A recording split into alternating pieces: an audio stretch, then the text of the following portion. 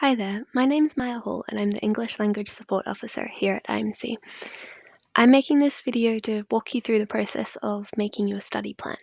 So all at-risk students are required to complete a study plan, and it's an important process at IMC because it helps guide you through the semester, making sure that you're aware of all the assessment that's coming up and how you're going to prepare for it.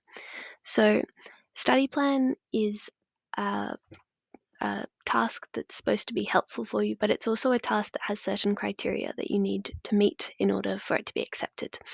I'm the one through whom all of this goes through, and I try and be as lenient as possible, but in order for it to be fair to all students, I have a certain number of criteria that I need you to meet so that we have a minimum quality. So let's go through how to do this. When you open this up, you're going to need to make your own copy of this.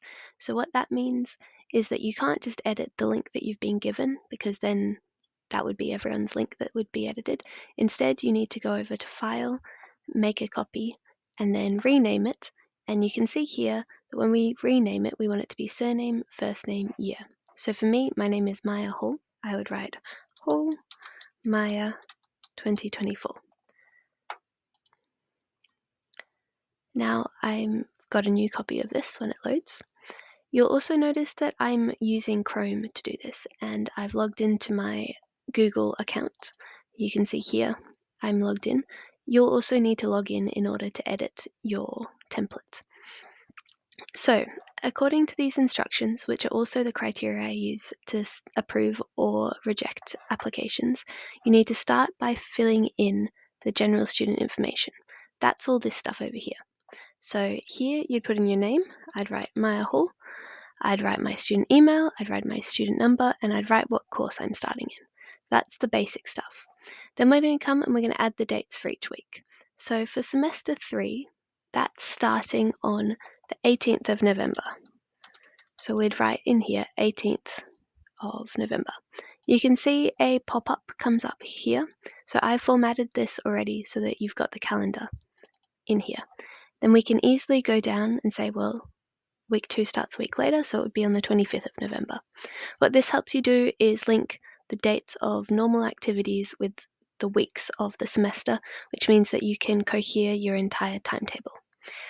I think it's really important to stop here and say that you've got to do this for every week. So you can see that we have 11 weeks of teaching, we have 1 week for study, and we have 1 week for exams. I can't accept submissions unless you've got entries in every single one of these weeks. That's one of the most common problems for submissions that I get, is that students aren't aware of their assessment for the entire term, and so they only complete what they know. So if you don't know what your assessment is, maybe that means your student portal hasn't yet been activated, in which case you need to wait at least 3 business days after submitting your self-interview. Perhaps you haven't looked in Moodle, because each of your subjects in Moodle should have an outline of the semester with key dates, including all the due dates for assessment. And if it's not in Moodle, you just have to email each of your professors. These are really important pieces of information for you to have regardless of how you use them in this study plan. So please go ahead and find that information before you get started. Okay, so now we come across here. This yellow section is one assignment, this white section is the next assignment. So don't try and write an assignment in every row. So here I've made it as easy as possible by pre-filling a lot of the information for you. So we'd start by looking at our course outline and seeing the due date. So given that this is in November, it's going to be somewhere between the 18th of November and the 22nd of November that this assignment's going to be due. So for example, maybe we have our first quiz on the Wednesday. Here we have our subjects. So this is the next step you've got to do. You've got to come across here and personalize these subjects. So instead of it being subject 1, 2, 3, and 4, you can have the actual names of your subjects. So perhaps it's Marketing 101, Economics 101, maybe you have Business 102, and Accounting 102. Whatever your actual subject names are, please put them in there. You click Apply to All, And then that means when you click this button, you have your own options in here.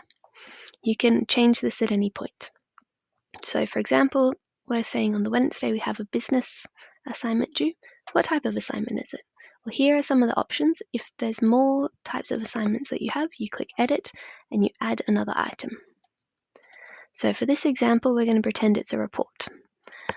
How many words is our report?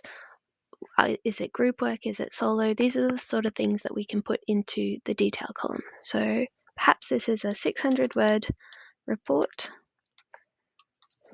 and it's in groups. Sorry, missing the R. Once we've completed this, we can click the completed button.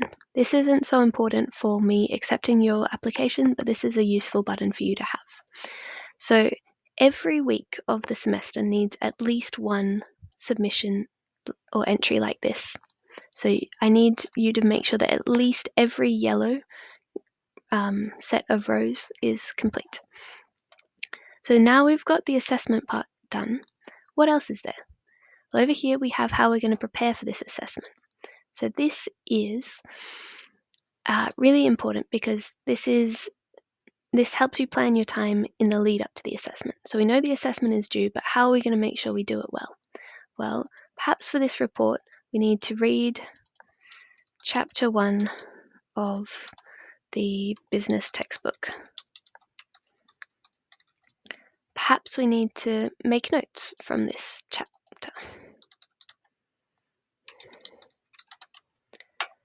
And then perhaps we need to, there's draft, or we can write draft of report. Now, we could have more steps than this, but you need a minimum of 3. For each of these, you need to give an estimate of how many hours this is going to take you. So I reckon it'd be half an hour to read it, maybe half an hour to make notes, and 1 hour to draft it.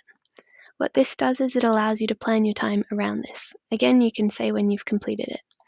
Now, this is sufficient for an assessment.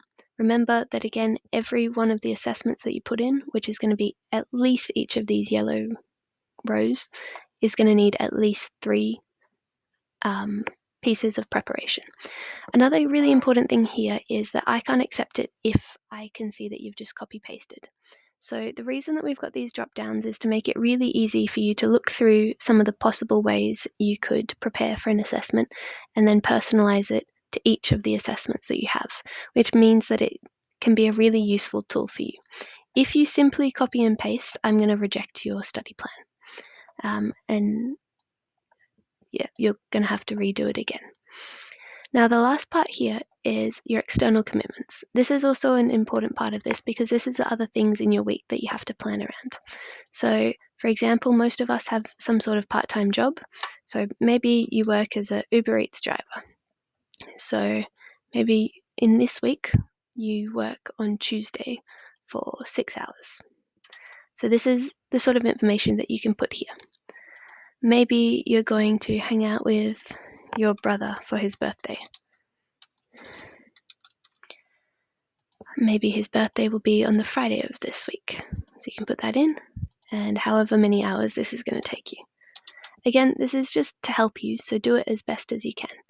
Each week you need 3 of these, so perhaps you're also going to go to the gym, and you're going to do that on, I don't know, Thursday for 2 hours. You can put in as much detail in here as necessary for you, but this is the minimum that's required. Again, this needs to be completed all the way down until you reach exam week. Okay, so now you've completed this. I need you to come across to this tab of instructions, which is down here. So if you click on this, you'll get to it. I've opened it here to make it easier for you. You click on this when it's completed. So we did make a copy. We added some of the general information, but you would add all of the general information. We've added the dates for each week, but again, you would do it until exam week. We've personalized the drop-down menus. We've got our actual subjects in here. We've added at least 10 assessment tasks, which means 1 for each of the yellow chunks. We've added at least 3 steps for each assessment task. We've added at least 2 external commitments. Sorry, I said 3 before, but 2 is fine. And then when we made a copy, we renamed it to have our name and then the year. Now we've come to download as a PDF. So another common problem I see is that students don't know how to download the PDF in the correct format. And that's fine, that's really easy to fix. So I'm going to show you now. You go to File, you come down to Download, you click PDF, and then if this comes up, you simply click Export. Your PDF is going to come up here, and it's in the Downloads section of your browser. So you can open it up, and you can click Download, and then you can choose where you're going to save it. And then you can simply upload that to the Jotform link that I've provided. So that is all you need to do. I'm trying to close this. I hope that this process is useful for you because it's supposed to be helpful. And you can reuse it every semester if it is helpful for you. But if not, I hope you learned something about how you could possibly prepare for all of your assessment. The other thing to note is that if you come across any problems, you can email me, but I think it's much better if you book in a conversation because then I can actually help you in real time and you can make sure that your next attempt is accepted. We don't want to have you having multiple attempts that you don't know how to fix. Okay, good luck. Welcome to IMC.